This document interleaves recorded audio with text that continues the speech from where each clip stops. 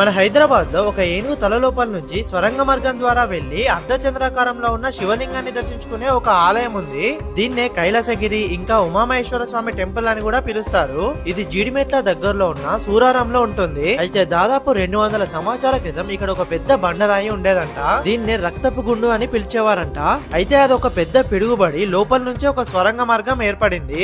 అయితే ఈ స్వరంగ మార్గం ద్వారా వెళ్లి ఉమామహేశ్వర స్వామిని దర్శించుకుంటే మనం చేసిన పాపాలన్నీ పోతాయని నమ్ముతున్నారు.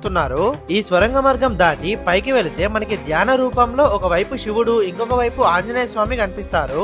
పక్కనే వినాయక స్వామి కూడా ఉంటారు. ఇంకా ఇక్కడ నుంచి కొంచెం ముందుకు వెళితే ఒక చిన్న గుట్ట లాంటి ప్రాంతంలో ఉమామహేశ్వర స్వామి ఆలయం కనిపిస్తుంది. ఈ ఆలయంలో స్టార్టింగ్ లోనే ద్వారపాలకునిగా మనకి ఆంజనేయ స్వామి దర్శనమిస్తారు. ఇక లోపలికి వెళితే శ్రీ ఉమామహేశ్వర స్వామి దర్శనమిస్తారు.